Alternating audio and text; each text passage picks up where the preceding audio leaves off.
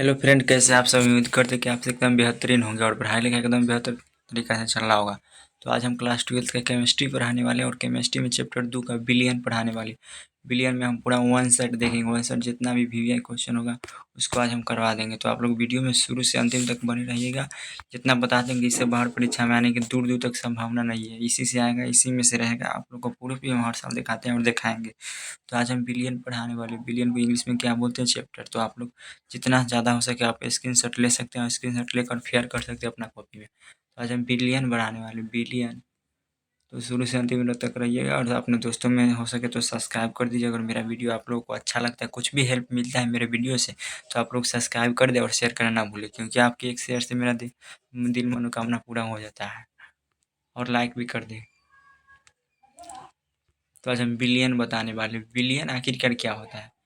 Billion जैसे container ले लिए, इसमें पानी है, पानी में कुछ चीनी घोल देते हैं। जैसे आप लोग शक्कर, जैसे आप गर्मी के दिन में चीनी और पानी को घोल के पीते हैं तो मिला देते हैं, तो जो पानी मिलाते हैं वो विलायक हो गया और जो चीनी होता है वो बिलिय होता है, और दोनों को मिला देते हैं तो क्या बन जाता है? बिलियन, यानी शरबत बन जाता है। जैसे शक्कर और जल मिलाते हैं तो क्या बन जाता है? बिलियन।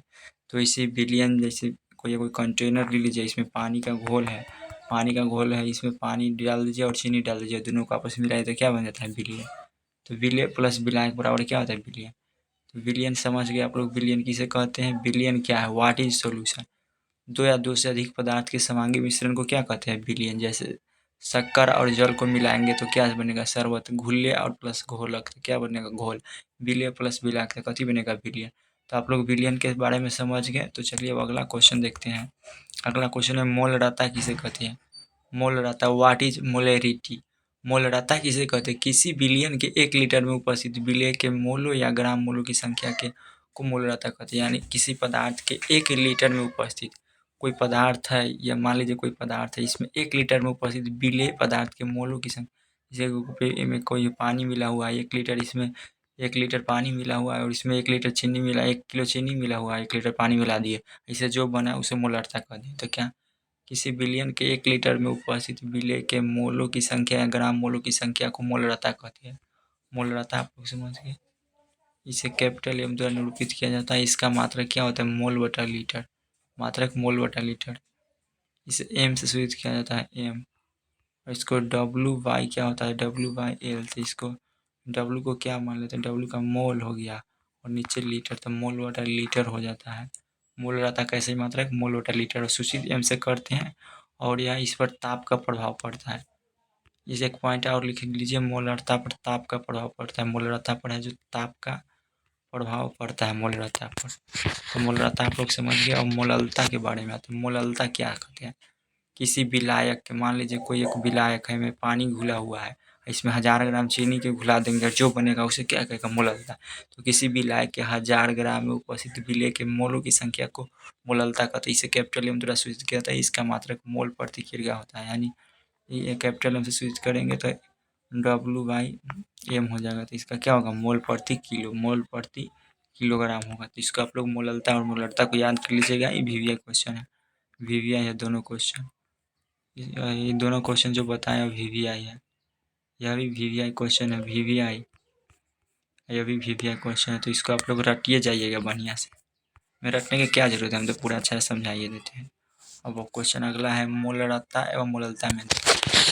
मोलरता एवं मोललता। तो मोलरता और मोललता में निम्नलिखित अंतर है। पहले ऊपर में लिखेंगे, उसके बाद 1 लीटर बिलियन में उपस्थित विलेय के मोलों की संख्या को मोलरता कहते हैं। जैसे 1 लीटर बिलियन, 1 लीटर बिलियन में उपस्थित विलेय, 1 लीटर कोई बिलियन है उसमें जो विलेय उपस्थित होता है उसे क्या कहते हैं? मोलरता।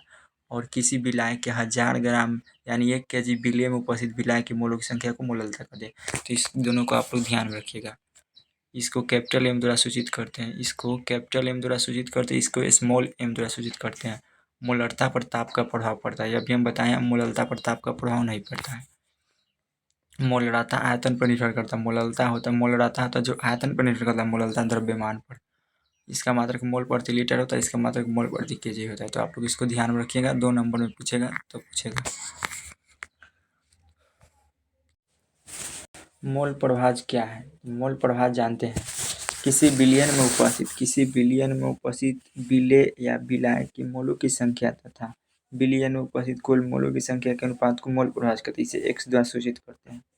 जैसे मान लीजिए एक कंटेनर है, कंटेनर में कितना विलय घुला हुआ है और कितना विलाय घुला है, दोनों के मिलने से जो विलयन बनता है उसे मोल परिभाषा कहते हैं। तो किस तरह परिभाषा हो जाएगा, किसी बिलियन में उपस्थित विलय या विलायक के मोलों की संख्या, किसी बिलियन में विलय मतलब जैसे चीनी हो गया और विलायक मतलब हो गया पानी, तो इस दोनों को भी मिले मोलों की संख्या तथा बिलियन में उपस्थित कुल मोलों की संख्या के अनुपात को मोल परिभाषा कहते हैं। इसे एक्स द्वारा सूचित करते हैं। माना कि किसी बिलियन में विलय के मोलों की संख्या को मान लेते हैं n1 और विलाय के मोलों की संख्या को n2 मान लेते हैं, अतः बिलियन में उपस्थित कुल मोलों की संख्या n1 प्लस n2 और विलय का मोल परिभाषा x1 बराबर होता है n1 अब बटा में होता है n1 प्लस n2। इसको ध्यान में रखें। विलायक के मोल परिभाषा x2 बराबर मान लिए कि n2 अब बटा में n1 प्लस n1। इस सभी को आप लोग ध्यान में रखिएगा। यह VVI है, बहुत ज़्यादा VVI है, परीक्षा में 2 नंबर में पूछता है, तो आप लोग इसको ध्यान में रखिएगा। अगला क्वेश्चन आ जाते हैं। मोल परिभाषा बराबर होता है विलय या विलायक के मोलों की संख्या तथा विलियन के कुल मोलों की संख्या को अनुपात को मोल परिभाषा कहते हैं। विलियन में विलय तथा विलायक के मोल परिभाषा का योगफल हमेशा एक होता है, अर्थात x1 प्लस x2 बराबर 1। किसी शुद्ध पदार्थ का मोल परिभाषा एक होता है। अर्धपारगम्य झिल्ली क्या है? अर्धपारगम्य झिल्ली क्या है, यानी कुछ ऐसी झिल्ली जिसमें सिर्फ विलायक के कण पार हो सकते हैं परंतु विलय के कण पार नहीं हो सकते, अर्धपारगम्य झिल्ली। जैसे एक विलय जैसे हाथ का नस होता है जिसमें से केवल पसीना ही निकलता है, खून क्यों नहीं निकलता, ऐसे इसी तरह होता है विलाय। देखिए अर्धपारगम्य झिल्ली एक ऐसा झिल्ली होता है जिसमें सिर्फ विलायक के कण होता है जो आर पार कर सकता है लेकिन विलय का कण नहीं करता है, तो इसी को क्या कहते हैं, अर्धपारगम्य झिल्ली। यानी ऐसी झिल्ली जिसमें सिर्फ विलायक के कण पार हो सकते हैं परंतु विलय के कण पार नहीं हो सकते, उसे अर्धपारगम्य झिल्ली कहते हैं। तो अर्धपारगम्य झिल्ली समझ गए। और क्वथनांक क्या है? क्वथनांक वह ताप जिस पर कोई पदार्थ उबलता है, जैसे वह ताप, जैसे मान लीजिए 100 डिग्री ताप पर क्या होता है, पानी उबलने लगता है और 0 डिग्री सेल्सियस ताप पर क्या होता है, ठंडा हो जाता है। तो वह ताप जिस पर कोई पदार्थ उबलता है उस पदार्थ का क्वथनांक कहते हैं। क्वथनांक के बारे में आप लोग समझिए। जैसे पानी है, पानी को नीचे से 100 डिग्री ताप तक गर्म कीजिएगा, 100 डिग्री ताप तक गर्म करते तो पानी क्या हो जाएगा, वाष्प बनकर उड़ने लगेगा, तो इसी को क्या कहेंगे, क्वथनांक। और आगे है क्वथनांक का उल्टा हिमांक क्या है? हिमांक क्या हुआ, ताप जिस पर कोई पदार्थ द्रव से ठोस में बदलता है उस ताप को उस पदार्थ का हिमांक कहते हैं। जैसे जल का हिमांक 0 डिग्री, जैसे जल को 0 डिग्री सेल्सियस तक ठंडा करने पर वह क्या बन जाता है, बर्फ का रूप ले लेता है। तो इसी तरह वह ताप जिस पर कोई पदार्थ न द्रव से डायरेक्ट ठोस में बदल जाता है उसे क्या कहते हैं, हिमांक।